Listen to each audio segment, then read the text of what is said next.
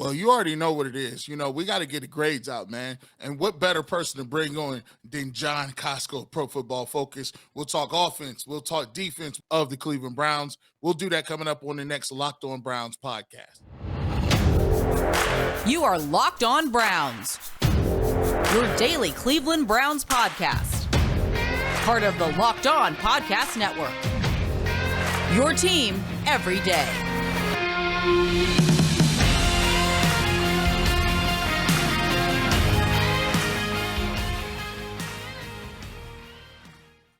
Welcome back, my friends, to the show that never ends, your daily delivery of all things Dog Pound, LGB on the LOB, the Locked On Browns podcast for your team every day. Appreciate everybody who makes Locked On Browns their first listen every day, whether it's on your favorite podcast platform. Of course, now on YouTube, over 3,000 subscribers. The growth over the last, I would say, 24 hours has been pretty good.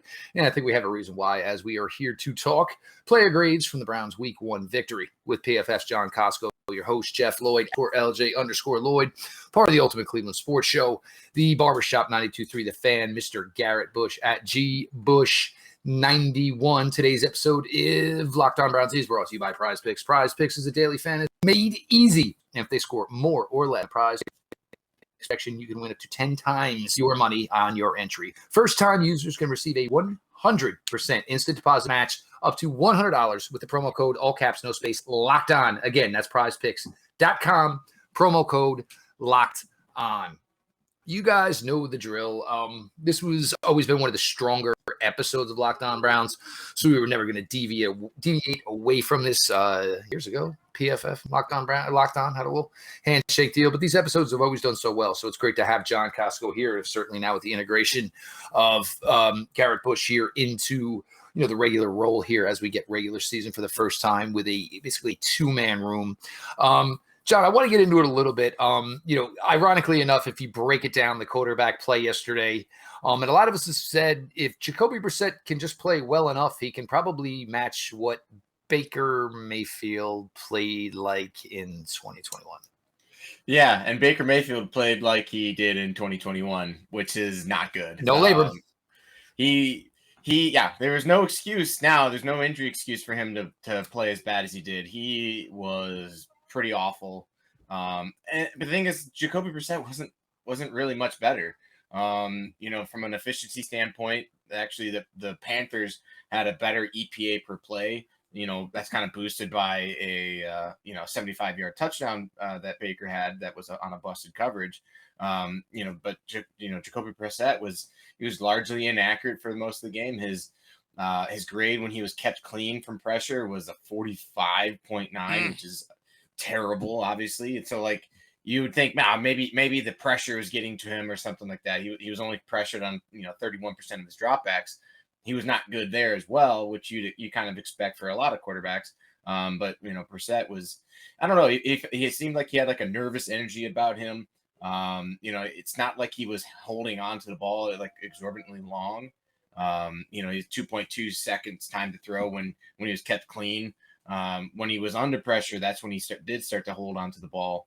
And then also when he was blitzed, he held on to it a little bit too long as well. But it wasn't a good performance from him. But luckily on the other side of the field, it was equally bad, if not worse, for pretty much most of the game until the fourth quarter. So obviously the Browns pulled it out in the end with a 58-yarder, but quarterback play in yesterday's game and a lot of games actually on Sunday was really bad. Yeah, I was gonna throw that to you. I think I saw something where somebody had a stat where Jacoby Brissett's QBR was, I think it's 74 or something. But do you look at the names that were below him? Joe Burrow had a horrible game. Lots of quarterbacks didn't look like they were throwing the football well. Do you kind of put that on the simple fact that there's a lot of teams that just don't do preseason anymore and they're just working their way out of it? Or do you think just some quarterbacks aren't good, like Baker Mayfield and Jacoby Brissett? I would say that yes. I would say that Baker Mayfield and Jacoby Brissett aren't very good quarterbacks, and then you had some struggles, which happens in the NFL. And week 1 is a weird week. Like last year, the Buffalo Bills lost to the Pittsburgh Steelers, and then the Bills obviously had a monster season and almost based on a lot of people's expectations, should have made it to the Super Bowl based on what they did in the playoffs. So I don't really take much stock in what happens week 1 in the NFL.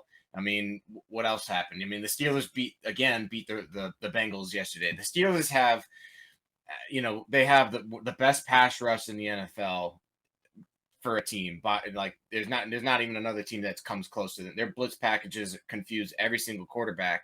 And so, like, also Burrow was hurt all preseason with an appendectomy. So how much did he really get to play? You didn't really, you didn't see him at all in the preseason. Some quarterbacks do maybe need some reps to get kind of, refreshed. He did look better in the second half for sure. But, I don't know. It's just, I take it by a case basis. And in the game, the Browns-Panthers game yesterday, you had two not very good quarterbacks playing against each other. John, I want to jump into this. And we had talked about this, Garrett and I, going into the week. As far as Jack Conklin, it kind of started to get like an eerie feeling the last year with Odell Beckham Jr. All the talk over the summer was fantastic, ready to go, da-da-da-da. Then as we started creeping into week 1, all of a sudden, like, some doubt came in. So not even so yesterday, and obviously it went crazy because there were points where, Jack Conklin is not going to play. Chris Hubbard is not going to play. And I don't know if maybe people got a Hudson confused because it was like bang, bang, bang. And then the next thing you know, the Browns were starting their third string right tackle. The last we had seen of James Hudson was a promising Week 18 effort against the Bengals, keeping in mind that the Bengals were not playing some of their upper echelon players that week, understandably so, as they had already had their playoff fate set. But Hudson, I do want to talk a little bit about Jed Wills, Ethan Prosa in his first career start for the Browns. And I did think the one with Ethan that was the best was where he ran through the hole. Nick Chubb ran behind him. There was nobody block. There was nobody for Nick to avoid. And they were like 12 yards down the field. And Nick was like, look, bro, just light up, man. You did all you could at this point. I'm going past you because we can't wait all day. The play was drawn up perfectly. But get into the offensive line play a little bit. As the Browns obviously, went with two new starters that, we're a little bit, different from as far as, seeing these guys week in, week out. Yeah, I think there was a pleasant surprise that you got at right tackle there with James Hudson. Yeah, his Week 18 last year was a 90.0 grade, which, sure, it's against, the Bengals not really trying to get a win there and resting up, some starters and stuff, but getting a 90.0 in an NFL game, I don't care who it's against, is not an easy task, and he did it. And then he followed that up in this game with a 76, run blocking grade of an 80.9. Pass protection of 73.3. He gave up just one pressure in this game. He looked really solid. He was in control of his blocks. I think he handled his business well. And then on the flip side of things, though, I think we have a concern here with Jedrick Wills. I think with offensive linemen, you want to give them time to adjust to the NFL. Especially those guys where the difference in strength and speed from going from college to the NFL is just so much bigger. But Jedrick Wills it's his third year. There are no excuses for these injuries that he's had maybe the first two seasons. And he just did not look good. He had a 51.7 grade in this game. It was a 42.9 in run blocking. And, and to be honest, like, you want to run if the Browns want to have a good and effective run game, they need him to be better, and they need him to be better on the backside of like outside zone. So if they run outside zone away from him, like, there's a very good chance that somebody's running down that play and making it. And you're hoping that Nick Chubb breaks that tackle. It happened multiple times in the game yesterday. He's better when you run towards him and at the point of attack. But like, if he can't figure that stuff out, like he doesn't finish plays. He doesn't go to the whistle, and then he has these mental lapses. And when he has a mental lapse, he like stops, and it's a big issue. So I think Ethan Pochik, he was, it was up and down. But the thing is, like, I think we know who he is. He's going to be like a below average starter in this league. And they honestly just need better at that position. So it's going to be a long season at that center position. The Panthers don't have much of a pass rush outside of, Brian Burns.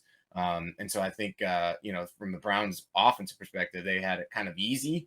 And you still had some warts there where, Pochik was a 51. Like I said, Wills was a 51 as well. So you had some bright spots, obviously, with James Hudson.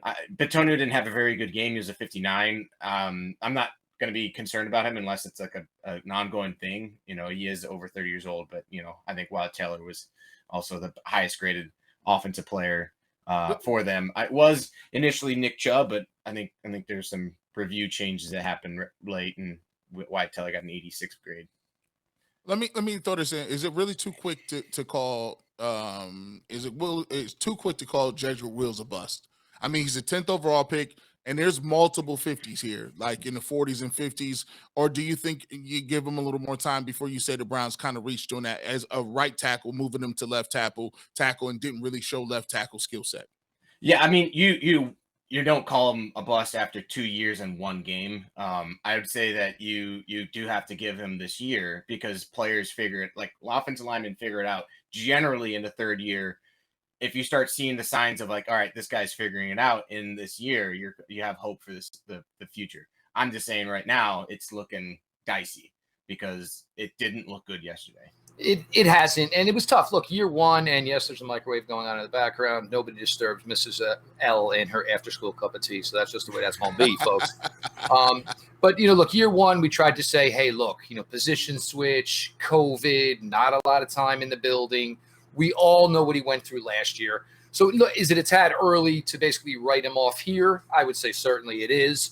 But it's certainly something to monitor. And look, there always is this possibility with the Browns. We're pretty sure there's going to be an opening at right tackle for 2023. So we'll see the way that plays out, because maybe the Browns could say, you know what, stop asking the kid to do something that he said wasn't comfortable to do while here. We'll just put him over the right side. Maybe things will go better over there. So something to monitor as far as that is concerned. We're going to go to the defensive side of the ball here. And John dropped this one on me this morning, and I was just like, because with Myles Garrett, there's days where, you know, Myles Garrett is just out there making things happen because it's, hey, I am just one of the world's greatest athletes, so I'm just going to take a shot here, take a shot there. It wasn't that case yesterday with Myles. Certainly he seemed to play discipline within himself. We're going to get to all that. Your latest Locked On Browns, Jeff Lloyd, Garrett Bush, Pro Football Focus's John Kosko. Prize Picks. Best thing about Prize Picks, and there's several ways to do this, and I've told you guys before, I'll like a Monday night slate. I'll like a Thursday night slate, the Sunday night slate. You know, on Sunday, I'm not, you know, obviously I'm Browns concerned. I'm not going to be up around 5 games to look for fantasy players. So you get a chance to maybe take, you know, quarterback or both quarterbacks, or who knows, you know, even you like wide receiver odds, or the weather's crappy, so you're looking for guys to play unders. This is what you can do with Prize Picks. You pick 2 to 5 players, and if they go and score more or less than the Prize Picks projection, you can win up to 10 times your money on any entry. You're not competing against other people. It's just you versus the projections available. It includes the NFL, the NBA, Major League Baseball, of course, college football, women's sports as well. Entries can be made in 60 seconds or less. It literally is that easy. Safe and fast withdrawals. Currently operational over in 30 states and Canada. PrizePicks app, or go to prizepicks.com, sign up, and play daily fantasy sports. Again, first-time users can receive 100% instant deposit match up to $100 using the promo code, all caps, no space, Locked On. Again, don't forget to add the promo code Locked On as sign up for an instant deposit match of $100. Athletic Greens. This episode is brought by our partner that I use literally every day. I started taking AG1 because, look, mornings are slow. I got teenagers. We got to be up. We got to be at it. We got to be bright and early quick. So with AG1, put it in a bottle of water every day. It just gives you, your brain starts functioning faster. Coffee at some point just isn't enough. Makes your body feel better, makes you feel healthier, just ready to go. With one delicious scoop of AG1, you're absorbing 75 high-quality vitamins, minerals, whole food sourced superfoods, probiotics, and adaptogens. This started the owner of Athletic Greens. His medicine was costing him over $100 a day. So he set out a plan to try to find a way to make this work under his budget. He was able to do so. So for every purchase, they now donate, and they help organizations helping kids to get nutritious food to kids in need, including the No Kid Hungry group here in the United States. As a matter of fact, in 2020, AG donated over 1.2 million meals to kids in the United States. To make it easy, Athletic Greens is going to give you a free 1-year supply of immune-supporting vitamin D and 5 free travel packs with your first purchase. All you have to do is visit athleticgreens.com/NFL Network. Again, that is athleticgreens.com/NFL Network to take ownership over your health and pick up the ultimate daily nutritional insurance. Welcome back to the Locked On Browns podcast. We got a full house today. We got John Kosko, a Pro Football Focus, joining us to give us the grades. Also, as always, we have Jeff Lloyd of the Locked On Browns podcast, my co-host. We got into a lot of stuff early on. We talked about the offensive line.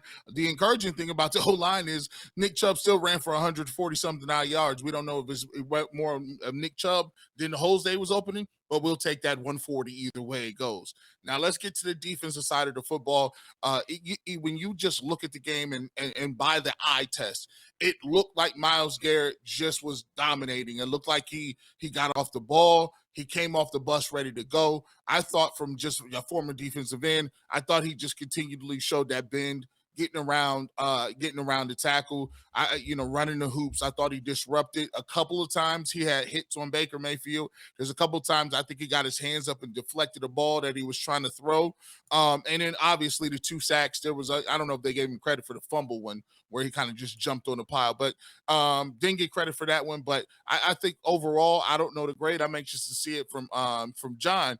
But I'll tell you what, I thought he had a really, really good game. And Jeff said it best. He kept his composure before he has a lot of penalties where he may go a little bit past the whistle, maybe a little emotional. I thought he just kicked butt, did his thing, and got back in the huddle and did it all over again. Your thoughts, John?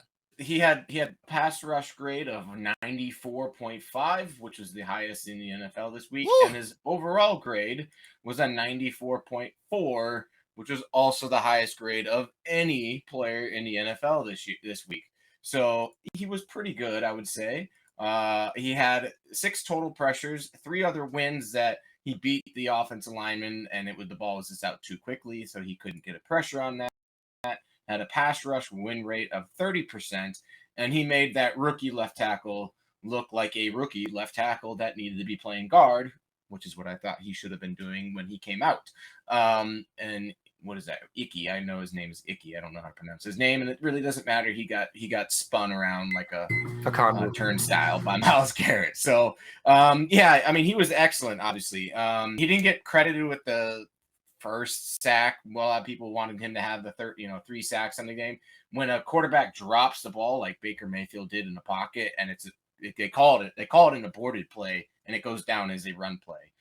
So nobody gets credit for a sack on those types of plays. The only time that would happen is if he actually stood up to try to throw a pass and then got sacked. So Myles Garrett was like, he looked like Myles Garrett on maybe a little bit different of a level. I think with, you look at like Aaron Donald, who's been the best defensive player in the NFL basically for 8 straight years now. And one thing that always sticks out with Aaron Donald is how quickly he wins when he's pass rushing, and this how quickly he makes an offensive lineman look like a high schooler. Myles Garrett was doing that yesterday. He was just doing that over and over again. So, I think if Myles can keep that up for the rest of the year, and I think one of the things that we've seen from Myles for an entire season is that there's a period in time during the season he slows down a little bit. If he can keep up what he did yesterday, that intensity and that types of quickness every single week in, week out, I mean, it's going to be a really fun season to watch him play because he was on another level yesterday. And look, Pittsburgh Steelers offensive line issues. Cincinnati, we saw yesterday, they may still not have the answer that they're looking for. New York Jets will be starting their 3rd string left tackle next week against Myles Garrett. So the opportunity for them to continue to stack good weeks together is certainly there. I want to get to the defensive tackle position. And Garrett and I talked about it. Yesterday wasn't going to be a game where, everybody who feels the Browns are lacking at the defensive tackle position, that wasn't going to be a game yesterday where it showed up anyway. Christian McCaffrey has never been this between the tackles guy necessarily, who's just going to go in there and pound you carry after carry after carry. But Jordan Elliott was some win yesterday. For me, Tommy Togiai has been a guy I want to see this year because I think there might be a chance there for some progression. He was active yesterday, John. A little bit about the guys on the interior, because sometimes, because there's not a name there, they get 0 credit. But, I think they kind of held their own yesterday. Yeah, they didn't get pushed around, which is kind of the encouraging sign is that they didn't look out of their element, which is kind of what we've seen from in the preseason. So Togiai only 8 snaps, but he had a 71.7 grade. You talk about Jordan Elliott, he was a 60.2, but you're talking about 60.2 on 41 snaps, whereas like in preseason, those were down in like the 30s and 40s. I think Taven Bryan had a kind of a rough day. Part of that was, he did get pushed around a little bit in the run game, and he didn't, any pressure he was generating was a cleanup type pressure, so he wasn't earning those types of wins. But he was okay. I thought he was okay. I didn't think he was. I didn't think from just watching it, I didn't think he was 49 grade bad, but he didn't have the production that you obviously would want or whatever. That the penalty is going to bring that down. I think other than that though, I mean, I thought he didn't get pushed around, and none of the guys on the defensive line did. I think Perrion Winfrey on one play did. Oh yeah, he did. They ran a trap play, and he got completely fooled by the trap, and he's got just dropped to the ground. When you get upfield, big homie, as a D lineman, and you upfield and then nobody touch you, it's one of two things: it's a draw or that trap is coming. And you might want to hunker down because the ear hole shot is coming. Yeah, rookie got introduced to the NFL right there. That's for sure. So he got ear holed right to the ground. But I mean, in general though, the defensive line, I guess I was pleasantly surprised that they didn't just completely get pushed around in that game. Yeah, no, and look, and I think for this defense, look, for the most part, other than the one play to Robbie Anderson, and Garrett and I have touched on this a million times. Look, man, let's go cover 3, let's go cover 4. Make Myles Garrett, make Baker Mayfield string together 4, 5, 6 passes in a row, because that's something he hadn't done even close to at that point in time. But we're going to switch it up here. We're going to get John's of course, John, the Browns fan. You all see the gear. We're going to get some general thoughts from John yesterday from yesterday's game. We're going to, little tiny bit on the Jets as the Statue of Liberty, Joe Flacco's coming to First Energy next week. So keep it here. Lloyd, Garrett, Bush, Lockdown Browns, PFS, John, Kosko joining us for the ride. BetOnline.net is your number one source for all your pro and college football betting needs and sports info this season. Find all the latest football league developments, game matchups, news, and podcasts, including this year's opening week's games. BetOnline is your continued source. That's grammatic error. For all your sporting wagering information, including live betting, esports, and scores. The fastest and easiest way to check on all your favorite sports and events, including the MLB, MMA, boxing, and golf. Head to the website today or use your mobile device to learn more about the trends in action. BetOnline, where the game starts. I just want to give you a friendly reminder that every single game day, every single post-game show you can find right here on Locked On Browns podcast. It will be live streamed here as well as the Ultimate Cleveland Sports Show. So if you have not done that, please go ahead and subscribe to the Ultimate Cleveland Sports Show. Hit that like button, hit the notification bell, but also do that here. Definitely like and hit the notification bell so you'll know every 2-minute warning. Every 2-minute warning, we'll be starting the post game. That show will consist of course, the Locked On Browns podcast. Me and Jeff Lloyd, Adam the Bull of the Ultimate Cleveland Sports Show, and Mike McNuggets of the producer of the Ultimate Cleveland Sports Show. John Kosko, I'll tell you what, we saw them finally use Kareem Hunt and Nick Chubb in the backfield. Your thoughts on that, my man, and was it creative enough for you? And what were your thoughts about how effective that was in the game? Yeah, I thought that was I thought it was expected. Browns fans have been calling this for forever, right? Since Kareem Hunt has been on the team. And I think that was effective and it was utilized, in a creative way. Obviously, you saw Kareem Hunt on the lead block on a 3rd down that Nick Chubb was able to get the 1st down. I think you can't really key up on either one of those guys on who's going to get the ball and when they're in the backfield. So it brings a different wrinkle of like, all right, how are we going to pick our poison from a defensive standpoint? When you have 2 backs out there, they're going to match with personnel. Usually, most teams will do that. So that, it brings, especially if you have 2 backs and a tight end out there, you're going to get the defense in their base personnel. So you're going to have, those 2 backs against their linebackers. I think you like that matchup. Especially if you can split Kareem Hunt out wide. He had a go ball that Jacoby Brissett overthrew that if he just hits that, it's a big time gain because Kareem Hunt can beat linebackers one-on-one out wide. So I liked it. I thought it was the package was good. You saw a few different wrinkles from Kevin Stefanski in this one because of it. So I thought it was good. It was a good game plan there. Play your 5 best players on offense as much as you can. That is one thing you learned about the Browns yesterday. We're going to flip it just a bit here. Obviously, slowly start to turn the page. We said playing the Carolina Panthers. You want to do this now. You wanted to play this team now. Baker is probably going to get more integrated into that offense, maybe find a rhythm somehow, some way. The Jets, I think, is the same kind of thing. Look, you talk about these players, these young receivers. They're good. They're going to make an impact in the league. But these guys spent their spring and summer working with Zach Wilson. Zach Wilson is not going to be here. Eventually, the Jets should get better at the left tackle position. So for the Browns, the confidence is riding high. And it's not such a confidence thing as it's, hey, can we do this without Deshaun Watson? And I think they kind of proved that a little bit yesterday. Now you get to go to first energy. Jets are coming in stagnant. Browns defense, some of these guys should know Joe Flacco really well. The other thing is Joe Flacco doesn't have the 98 mile an hour fastball that he used to. So the Browns are kind of trending into another game here where this is a team you want to see him now. You might not want to see him 4, 5, 6 weeks down the road. Yeah, exactly. I think with Flacco back there, you kind of have a really predictable offense of what the Jets are going to be. He's not going to be mobile. You're not going to be rolling him out a whole bunch. And if you get pressure on the guy, he's going to struggle. Yesterday in the game, when he was pressured on, about 35% of his dropbacks, he had a grade of 46. When he wasn't pressured, he actually was okay. Completed 80% of his clean pocket passes with a 78 grade. So I think you definitely need to get pressure on a guy, and obviously the Browns can do that pretty much better than most teams. So I think the Jets, I like the talent that they've built around that on that team. Their offensive line is not good still though. Their highest graded offensive tackle was an offensive tackle at George Fant at 60.1. So like Laken Tomlinson was bad.